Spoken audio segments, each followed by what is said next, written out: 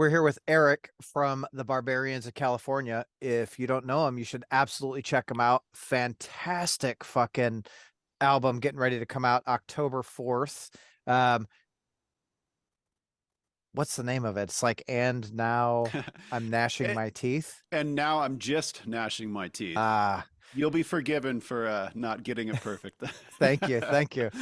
Um, so I've listened to it through a couple of times, and first, I'm really impressed that it's, generally you listen to like a metal album or a hardcore album and um, you get great songs, but it's all kind of the same thing. You know what I mean? Guitar, bass, hmm drums, vocals. And this, like, it takes you on a journey through the songs. You have some like slow, super melodic parts, and then it like hits you in the face.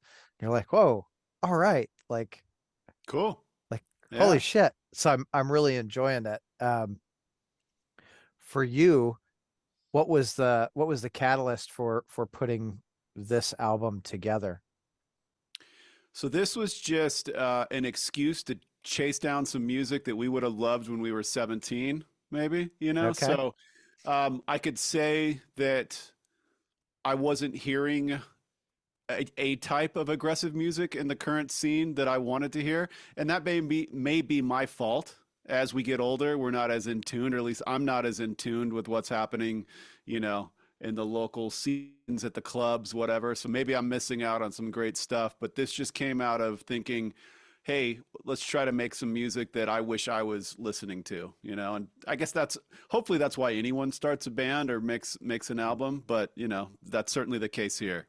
Yeah. And Well, we want to stoke out our friends. You know, if anything else happens, so be it. But you know, we just want to make our friends think we're cool. So for for sure.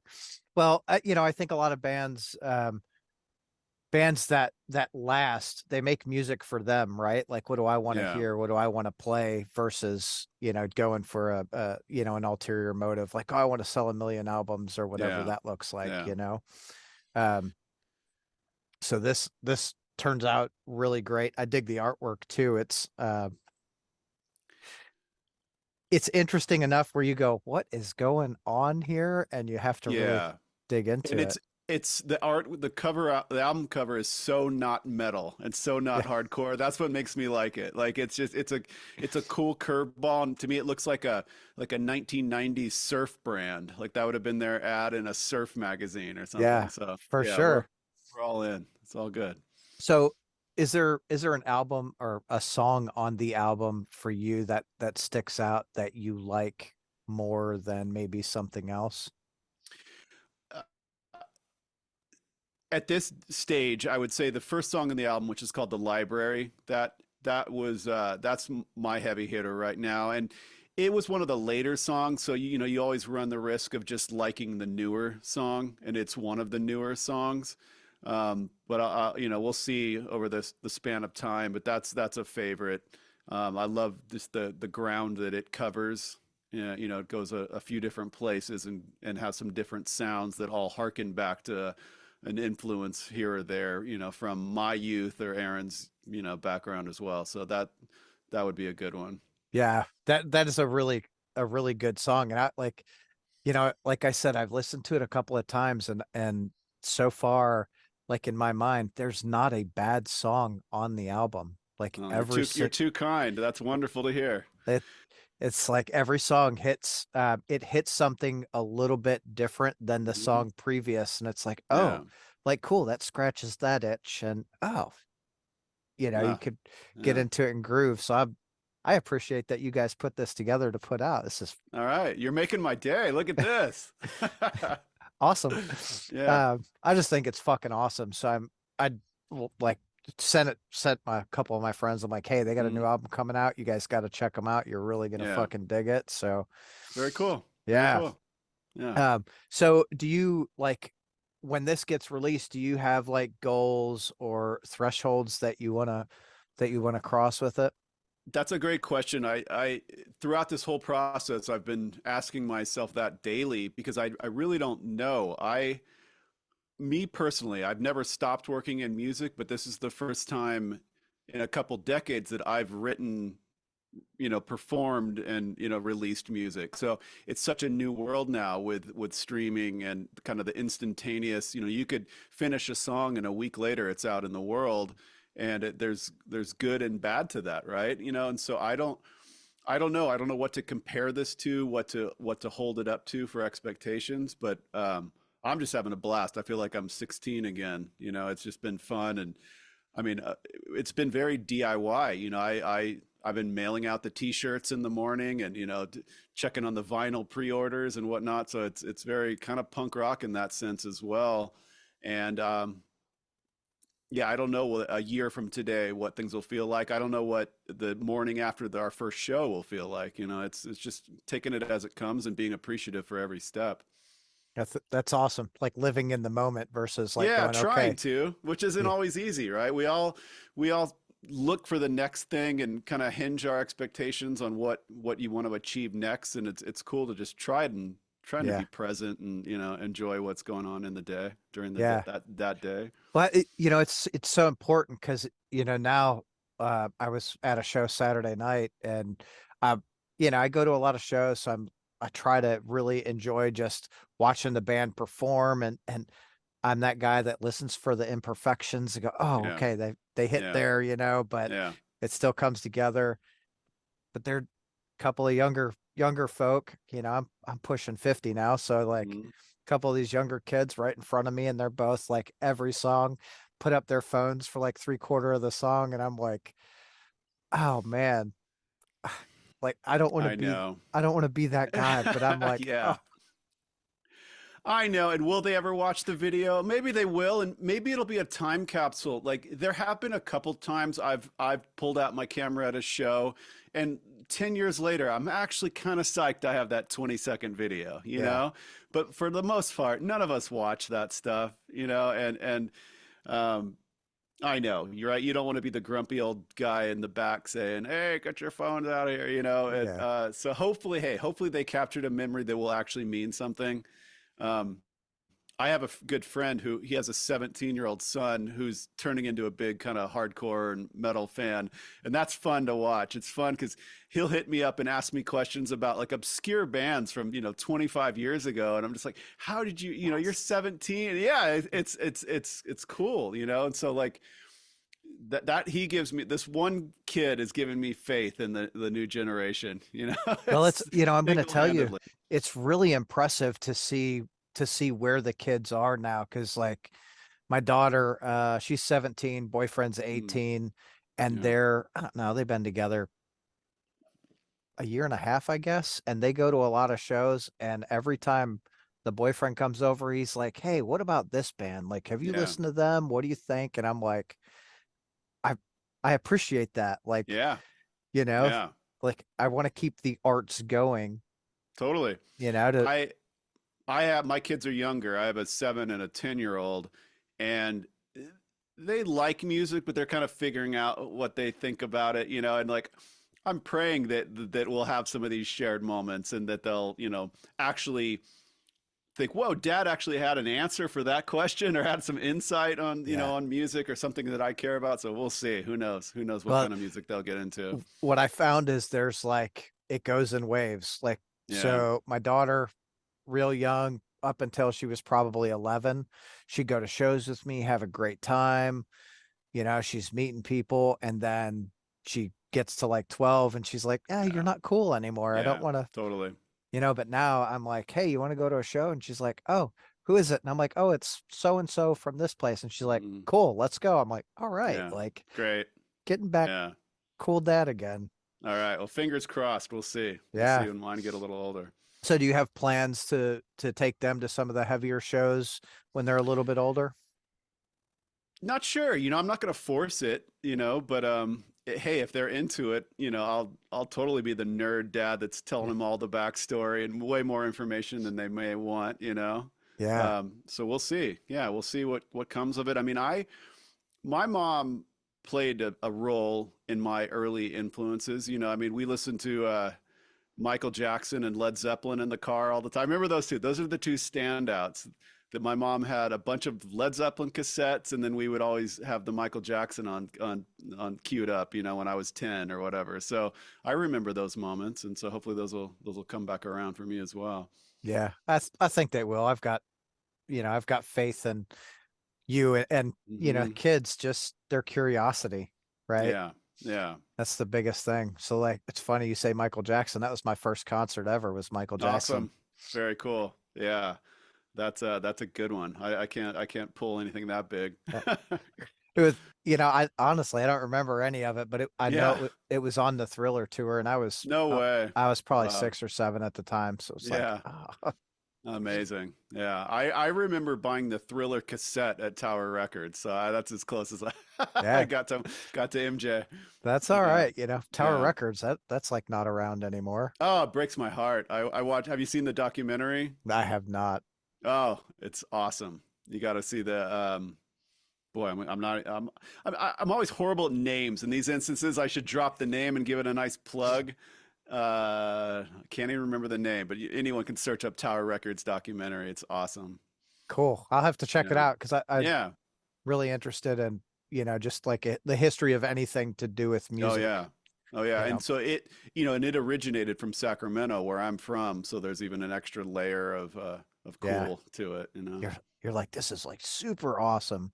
Well, it's just Sacramento, especially back then, wasn't known for much, and so it was fun just to see the old photos and, film footage from the early days of Tower Records and think, "Oh yeah, I've been there." And, Yeah.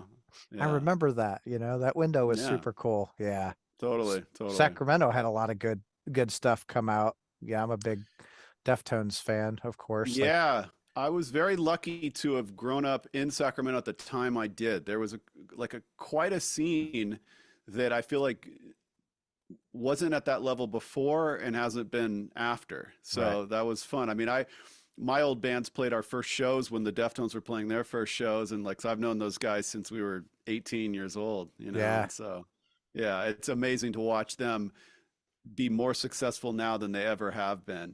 Like they've achieved a new level, it feels like, in these last couple of years. It's so Yeah. great.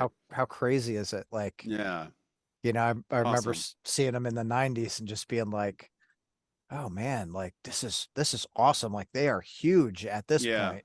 And Yeah. now I'm like, they weren't huge then. Like now they're No, no, exactly. Yeah. We were always envious of them because like I said, we started together and then they just, took off like a rocket and got so many opportunities and then just like lived up to those opportunities, and then to think of it all these years later and that core group of guys are just still making music together. It's wild. Like I try to yeah, picture the knuckleheads I was in bands with back then, if we were still together every day, that's an insane thought. So good on them for keeping it yeah. up and just making it go bigger and bigger. Well, and especially all the stuff that they've been through, losing chi Yeah.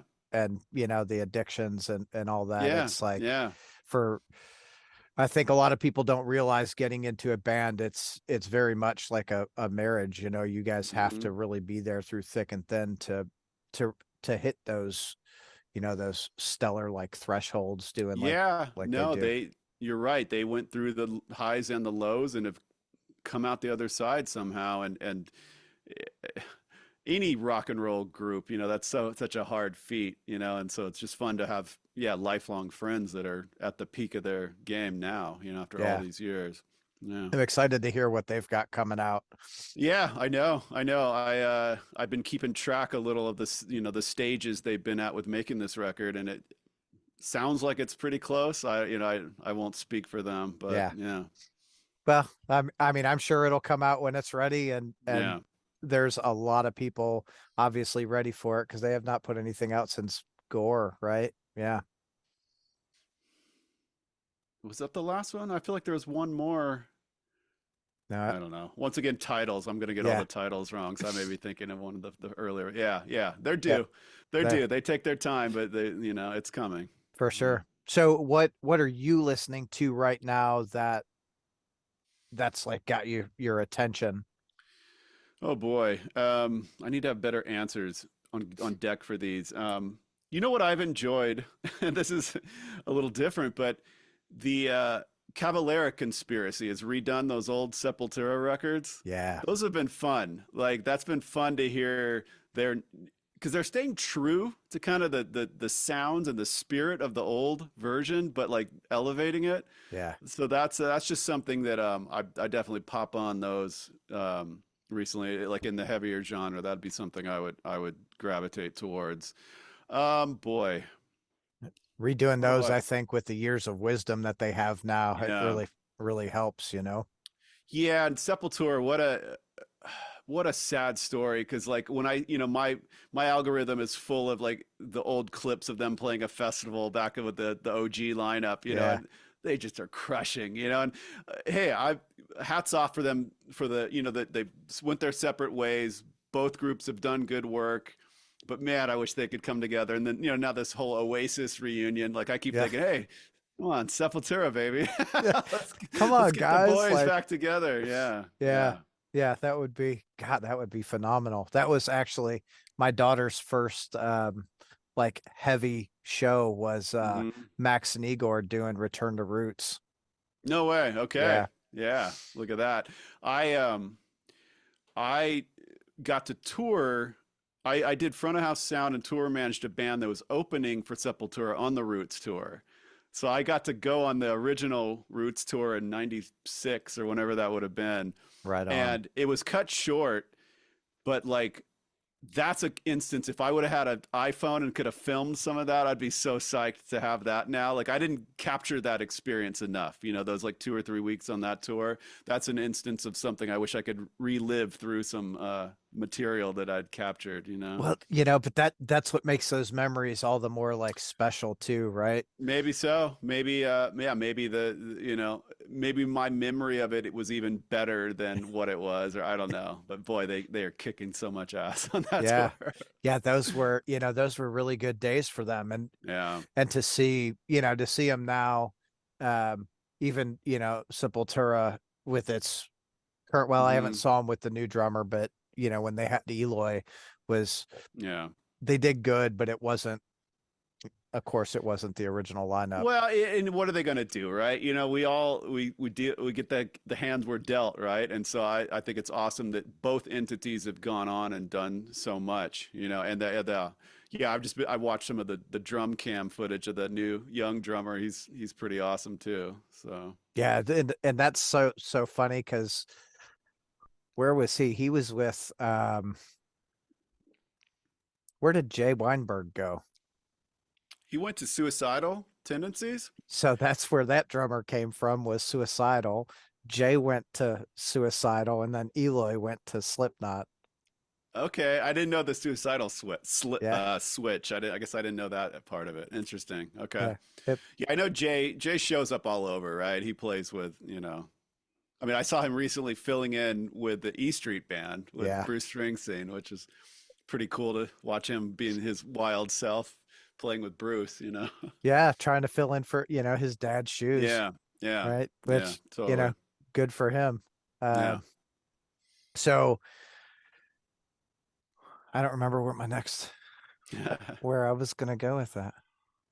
Yeah, I don't know. You were asking me what I listen to currently, and I gave Yep. you an answer that's not like a young, hip, new project. I don't know what to say as far as what the new stuff I'm listening to. I like Spirit World. Okay, That group? I do. That's Yeah. another metal band. They've got some cool stuff. But anyways, yeah, I don't know. Because I work with music all day, every day, like a lot of times I'm not going to be the guy to know the next cool thing. Like when I have time off, I'm listening to like audiobooks and podcasts and. That's So, that's fair. Like yeah. there comes a time where you're like, okay, like I've had enough music for the day.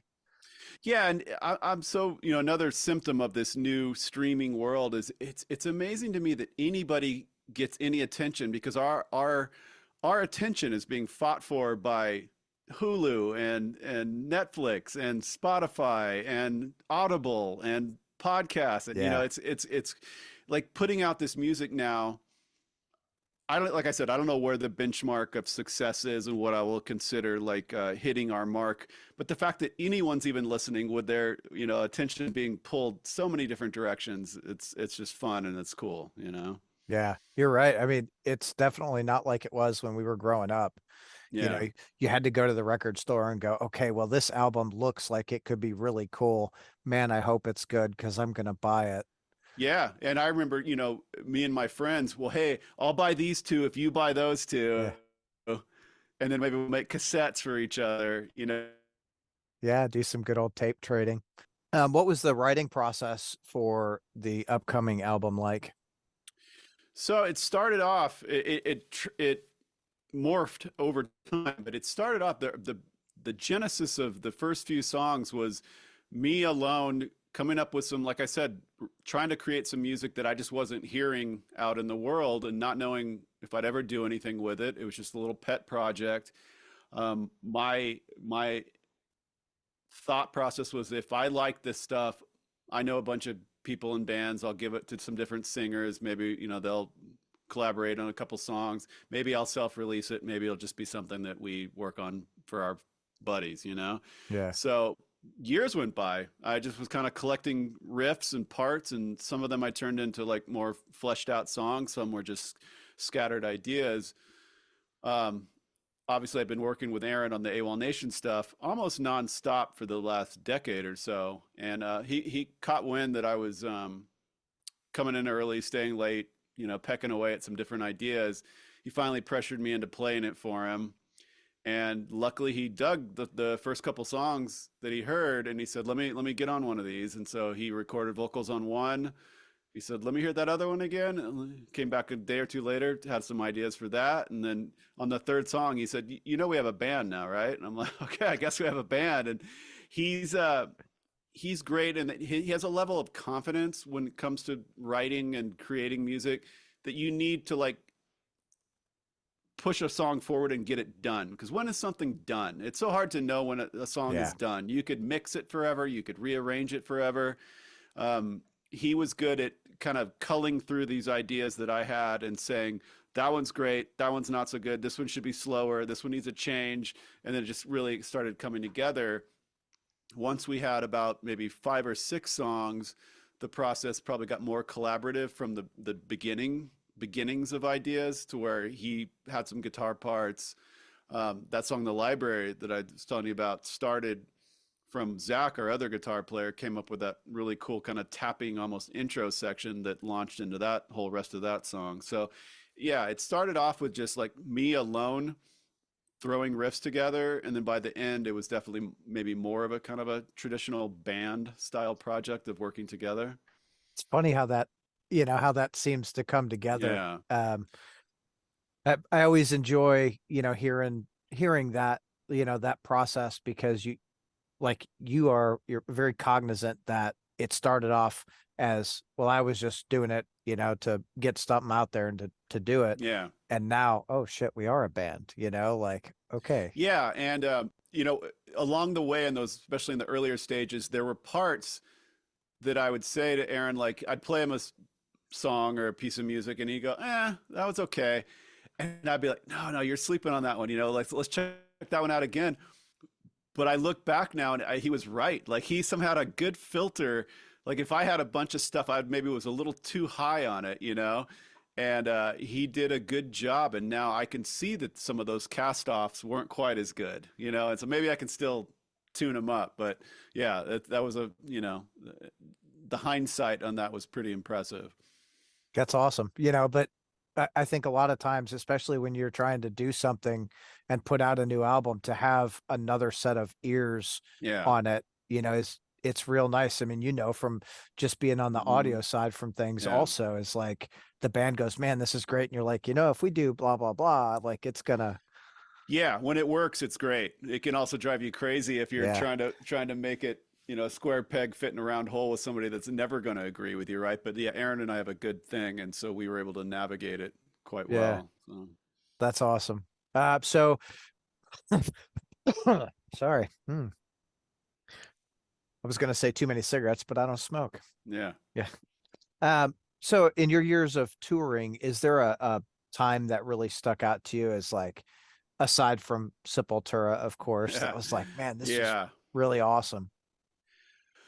Oh boy, I mean that definitely was probably one of the pinnacles. The other, I mean, we'll do another retread here, but my earlier band got to tour with Deftones on the Around the Fur Oh tour in yeah. that era, and that was definitely me as a player. That's definitely the standout, you know, summer or whatever, fall, whatever that was, as far as me getting to be a player and being on tour. That was fun. So yeah, looking back over, a lot of shows, I would say watching Sepultura every night and then getting to be the main support act for Deftones. I mean, those are two high points. Yeah. So those are Yeah, and fun. that was probably a really good tour for Deftones too, because Yeah.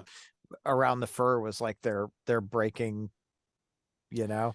Yeah, they were no, they were also just then they were climbing and climbing, and then who knew that White Pony was just about to really blow them up, Yeah. Yeah. Oh Yeah. my God. And what a great like every album, like, oh, it's from this era. Hmm. If you hear a song off it, they're Yeah. very, they have their own unique flavor. Yeah. Uh, which is the awesome thing about your album. Like every song is very like itself, it doesn't Yeah. sound like any other song on the album. And it, again, man, it's just Well, a great fucking album. that's cool to hear, and hopefully, usually I attribute this to bands making their like an album deeper into their career. Isn't the hardest thing is to make it sound like you, but be fresh, right? Yeah. And it's so hard. I always, like I said, I usually think about that theory when a band's making their fifth or sixth record. It's a task, right? To say it's true to the sound of the artist, but it's covering new ground. And everyone thinks their new album's their best, right? Like Yeah. everyone's deeper in their career and they're thinking, oh, why is no one, everyone wants to hear the old songs, right? Why is that? Everyone's a loser, And so it's, I guess, even on a first album, it is a task to set out to make it be cohesive and yet have variety, just Yeah. enough variety to be interesting, but not be so wild that it's out of left field, So yeah, we'll see. Yeah. Not Um, going from death metal to jazz, like, I well, know. I mean, yeah, yeah, yeah. We'll see. I mean, although that would probably be a pretty I hate interesting mix. somebody's, I mean, Mr. Bungle did that back in the Yeah. day. And Mr. Bungle, what a fantastic like concept and Yeah, show just yeah. overall. Oh yeah. I remember being somewhat obsessed with them in the early days, and I think it was before they even put out a real record. I remember, because being in Northern California, they were from kind of the Sonoma County area, if Hmm. my memory serves me. And friends would have like demo tapes and cassettes got shared around. And like, boy, they were a mysterious entity, when they were coming up. Yeah. So Yeah. yeah, that was a And fun time. for sure. We did the when they played the Palladium last year. I Hmm. flew out for that, man. What a fantastic show that was. Yeah. So Dave Lombardo was on Yeah. drums. Awesome. Yeah. Yeah. He's Yeah. Dave has been one of my drummers since I was a kid Oh, because I grew up like yeah. I was like fucking Slayer. No, I mean he was the metal drummer to me always in those Yeah. on those in that heyday of Slayer, of South of Heaven, Raining Blood, all that. Like he was just, you could not top him. Man, he's a beast. Like Yeah, he's on it every single show, yeah, you know. So yeah.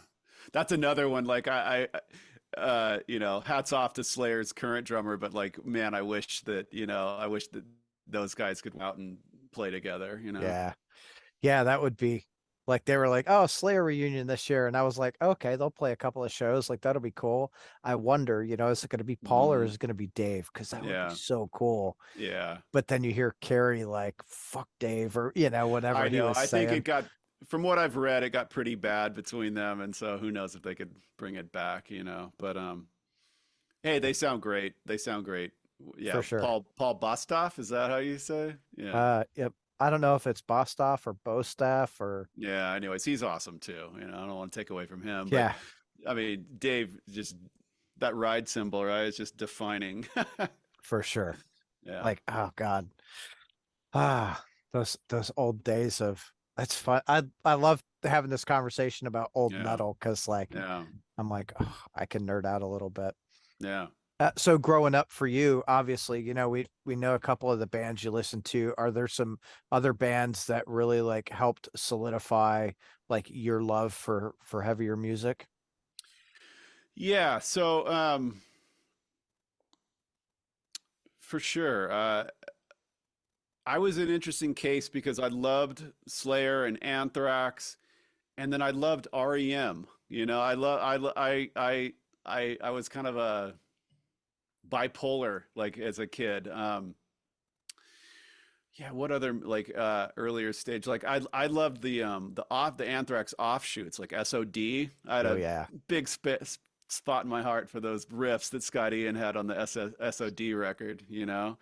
So that was legendary. And then a band like Dag Nasty. I don't know. Do you know Dag I Nasty do from know. like the Yeah. DC hardcore scene? Like they were just huge for me. Brian Baker, the guitar player for them, I just he totally charted a course, you know, like when I was a late teens and like just trying to learn from him and see what he did to sound different, you know? Yeah. And what an interesting scene like DC had, you know, Yeah. Dag Nasty and Minor Threat and Fugazi, and it was Yeah. like again, it was just an entity all its own. No, I know. I think often about how in those days, you know, if it was on Discord Records, I would give it a shot, you know, Yeah. and like some people felt that way about Sub Pop or, you know, I don't know if we have that now. I don't know if the record label matters as much. And in some ways that's great because it just opens the doors.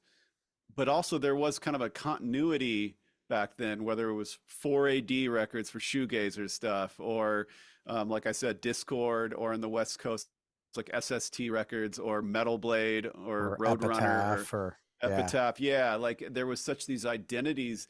And I remember being jealous sometimes that I didn't get in on that cool guy track. You know what I mean? Like you felt like certain bands, if they signed to the right label, had the right backstory, they were just set to get somewhere, you know, to at least have a chance.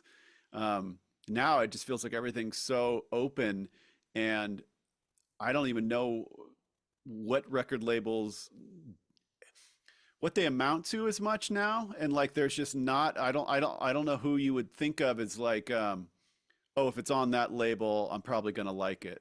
You know, I don't know how to who to and maybe I'm missing it. Maybe that does exist, The but only one that I know of is Fat Records, just yeah. because they're in that Yeah. like if you like the pop punk vein, Yeah.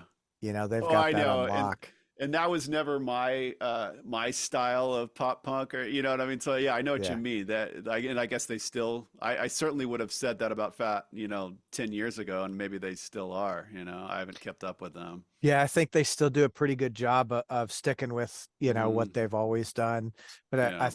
I also like I think you're right. A lot of the labels, especially like looking at Epitaph and Metal Blade, like they're branching out of what I would call like their safe zone Yeah. and bringing in other stuff, which is, it's great for those other artists, but a lot of people like you and I were fans of the label. So when you oh well shit, that label's putting it out. Yeah. I'm gonna check that out. And I think we're probably missing a large part of that in It the feels that way. And like I said, I could even be wrong, and there could be a new label that I'm not even hip to yet. And time has, you know, things do have to progress. You know, I get it that things can't stay the same, and record labels do need to explore new avenues and you know, sign new types of bands and whatnot. But I just think about back then. You really, when you were chasing down new music, you really had to, you know, like follow the breadcrumbs, right? Like you'd look at the T-shirt that the band you liked, what T-shirt are they wearing? Maybe I'll yeah like that band. Look at the thanks list in the back of the record, you know, and see if they thank another New York band or another. Like maybe I'll listen to that. And now everything you can just go down the rabbit hole of playlists and Spotify and whatever, and you know it's so much easier. But yeah also it's overwhelming. And sometimes if you do have an hour to sit and listen to music, where do you even start? yeah well and I'm that guy that when I listen to an album or when I want to hear a song, I put on the whole album. I want to listen to Yeah. the album from start to finish. And then when it's done, I'm going to that's what I like about Spotify Hmm. is when it's done, it tries to put in like the like artists at the Yeah. end. So I'm like, found a band out of Belgium, listening to a buddy's band the other day, and or well, it was quite a few months ago actually. Fire Down Below, and I'm just like, holy shit, these guys are so good, you know? Yeah. Well, when it works, isn't it cool when the algorithm works? Yeah, It's happened to me a couple times, and one of the funnest parts about having this new project is looking in the comments, and I've had a few people say, "Hey, this came up on my YouTube algorithm. I love this. I never heard of you guys."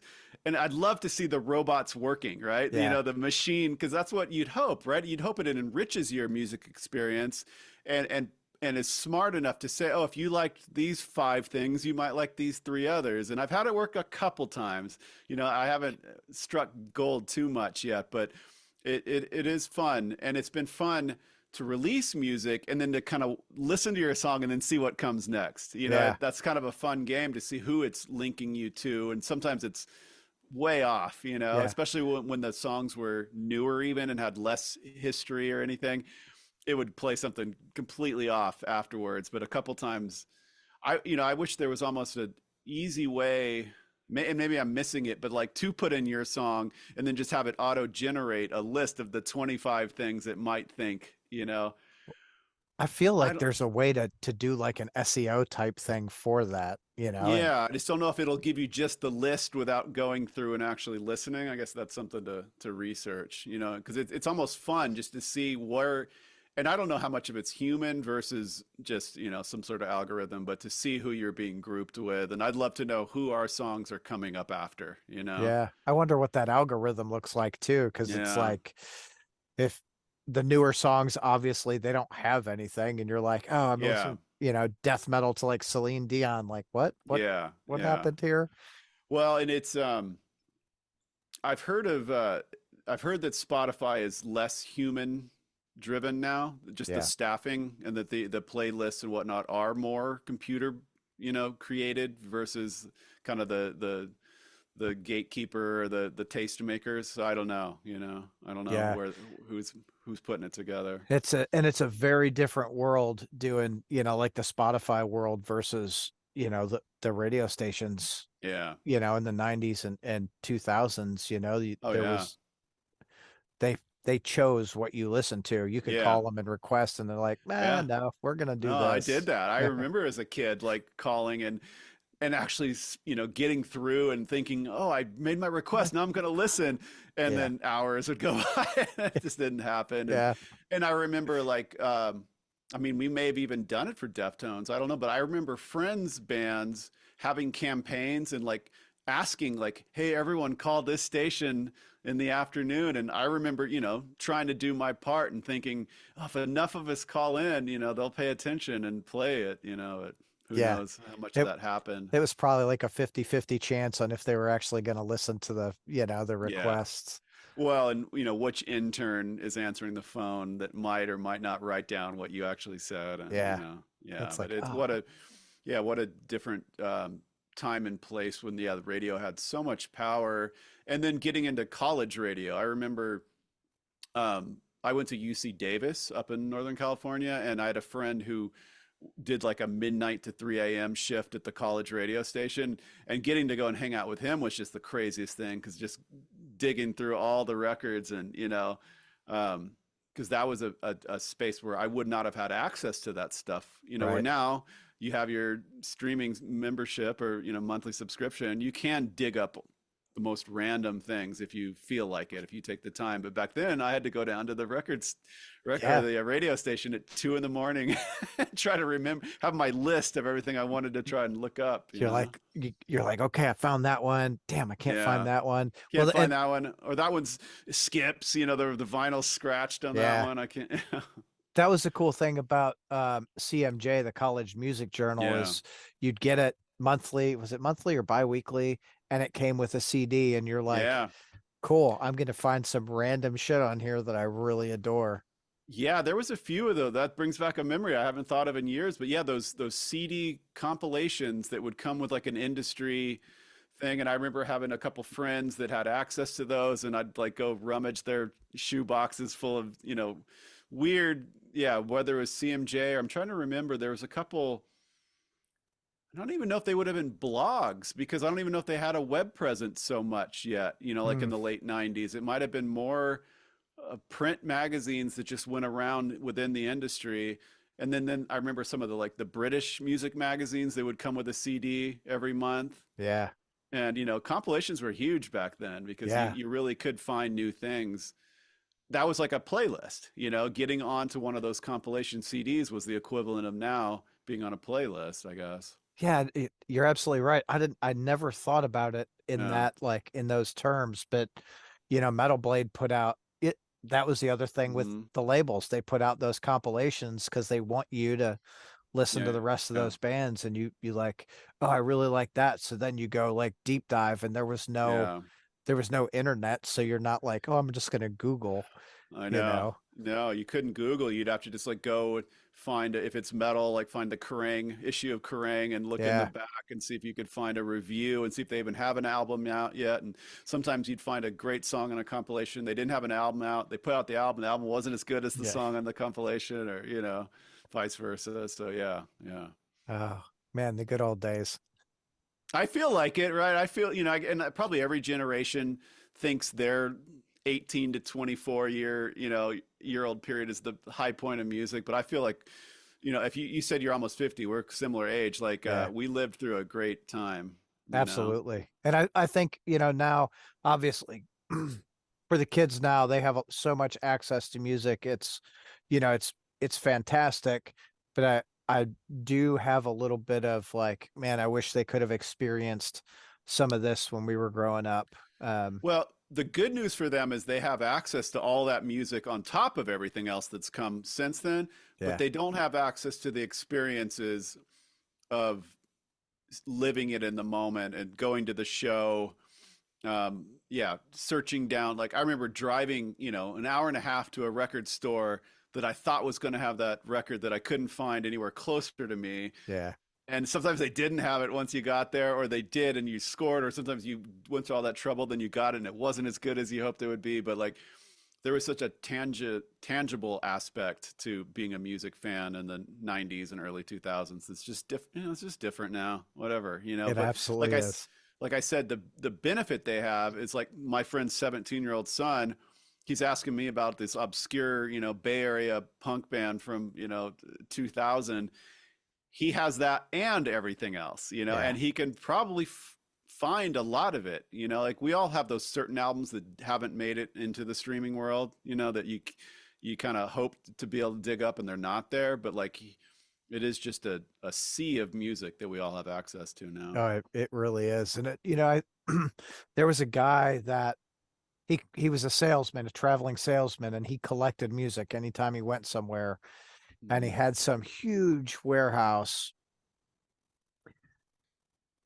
It was in the millions of Okay. recordings Yeah, yeah. is what he had. And he went to sell it, so I was reading about it. That's why it came up. And he had more music than the Library of Congress. No way. Yeah, Like he's like, I'd go to a town and they'd have an 8 track and I'd buy the 8 track and then yeah, I'd get a record and I'd pull that and there's, like, holy shit. yeah. I mean, I still have most of my CDs. Like I can't part with them. I've thinned it out just a touch, but I have, 2,500, 3,000 CDs sitting in a room in my house that I don't touch them. I don't go and play them nowadays, but I like that they're there. Yeah. You know, um, and like sometimes I'll take them out and I start going through and I think there must be 10% of these I can get rid of. But now, like at the current moment, I keep thinking CDs will make a comeback. At the current moment, they're worth pennies, really. And so I I can't part with them for I that. I think they're gonna make a comeback. We've done vinyl. Yeah. I'm a big Even vinyl guy. Yeah. And Well, now even they're cassettes, right? yeah. Cassettes are like a cool thing when a band puts out a cassette. And I'm convinced that 99% of the fans don't ever play it, but Nope. it is a cool, tactile experience. And I wish I would have kept all my cassettes from the early days. Like that was something I did go through and just get rid of when I upgraded my CD collection, but I wish now just to have the cassettes and to fold out the liner notes would be fun Yeah. now. Well, that's what I like about the vinyl, especially Yeah. now getting Yeah. older. I'm like, oh, I can read this and I don't have to wear Yeah. glasses. Well, absolutely. And you know, as a studio guy, I love vinyl because I'm a sucker for the credits, right? I Yeah. want to see who engineered it, what studio it was at, what year it was made. And that stuff hasn't, you would think, and they've gotten better with the metadata, like on Apple or on Spotify, there's more credits than there used to be, but it's still very limited, where obviously they could have every single thing because it's not taking up Any space on the space. paper. Yeah, Right. you know what I mean? Like you really could, if somebody cared and they had the staffing, they could go and document every aspect of every song. And, Yeah. I don't Well, know if that would ever grow, I, that I'm concept. with you. I think that would be really cool, especially, growing up in the time that we grew up, it was Mm, like, oh, if this producer touched that, like yeah. that's going to be really awesome, you Yeah. know? Yeah. That's another, yeah. Along with the record labels, right? There were certain producers that you would give a chance to Yeah. anything they worked with. Yeah, Yeah. man. We're the old guys now. I know. I know. We got to stop. Like, I remember when. Yeah. All right, Eric, I know you've got things to do tonight, so I don't want to Okay. keep you all night. I greatly appreciate you taking time out to come and chat with me. y- if you're sending out the records, I will be pre-ordering a vinyl here shortly. Um, Okay. so I really look forward to it. So I guess the one question I do Mm. have, do you have multiple blah blah blah blah blah multiple variants of the vinyl? We will. Absolutely, we will. We had to just kind of rush getting the first order in because we're playing our the album comes out October 4th. We're playing our first show October 19th. And I'll be damned if I don't have the records at the show. So yeah, no, we definitely are gonna have fun with the colors and get the whole thing going. And like the pre-orders have been pretty cool. So like I'm already considering, the color variant for the next round. So yeah, we'll play that game. That's the Awesome. game it seems like everybody plays, but it's a fun game. Yeah. Yeah. Well, it's a fun Yeah. game on this side. I'm like, oh shit, now I got to buy that one. And I know. like, It's almost, I've heard some people actually be a little bitter about it, because like I've seen artists now come out with 12 colors on yeah, day one, right? Like, go just hog wild and somebody somewhere feels like I got to buy them all. And hey, I guess you're making you're creating your own downfall there. that that is, it's like, man, if they were only like $10, it would be a lot Yeah. better. Yeah. But like, I'm still gonna buy them because my Yeah. wife's like, why do Yeah. you have six of that album? I'm like, okay, let me walk you through it. Like, Yeah. well, Well, and hey, there's times when it could be a good financial investment. I've seen some of these. Oh, yeah, the purple. Yeah, the purple. That's the one. yeah, That's the one that's worth $150. yeah. So I just missed a Metallica, one of the, what was it? I don't, maybe it was like the green Ride the Lightning or oh something. yeah, I just missed one of those and I'm like, oh man, that would have been so cool to have. yeah. But Well, it's been amazing watching them these last couple years. All the extra things they've done around their touring and like take yeah, over a city and have an art gallery and a this and the different books coming out. And yeah, the vinyl has just been crazy because I'm a lifelong Metallica fan, so I yeah, don't. uh, I've had to resist like spending the money and chasing down that stuff, but it's cool to see them do it. yeah, that's a band that took, playing what they played. And Mm, of course, they've evolved over the last 40 years, which is yeah, like great for them. And they've evolved into this yeah, ginormous metal yeah. band none of us ever thought would be possible. Yeah, I look back on I saw them twice on the and Justice for All tour, Mm, and that felt like they had just kind of reached some pinnacle, for a metal band, right? And yeah. then to look at that now, that's just like that'd be their warm-up show, Yeah, they weren't even nothing then. Yeah, like Yeah, it yeah. it's so great. Like it was Mm, it it's mind blowing to see them play, as big as they mm. do. Like they play two shows in a city when they play, and they both sell out. Like holy And they don't shit! play it, they don't repeat a song, Right? right, on this tour, which hats off to them at this age to work that hard because they don't Yeah. have to, right? Nope. They have a love for it. They have an honest love. They're not these old, multi millionaires that are, they have to love it to work that hard because it's not easy No. to go and play that stuff for 2 hours every night and to remember. I mean, how many songs do they have in their arsenal right now? Like ready to go 60? I don't, I Yeah. don't even know like how many they rotate in and out, but it's a lot. Yeah. I mean, what they've got to be, you got to be pretty close to 60 over the course of a weekend. And You know, maybe more. there's, Maybe they have 100 ready, and then they yeah. go in and out of 60. Yeah, Yeah. that's That a set lot. list is crazy. Okay. Yeah. Okay. Eric, thank you, man. Of I greatly course. appreciate it. I wish all the success for the Barbarians of California. Well, thank you so much. I appreciate your time as well. This was fun. Absolutely. Have a great night, Okay. my friend. You do the same. Thank you. See ya.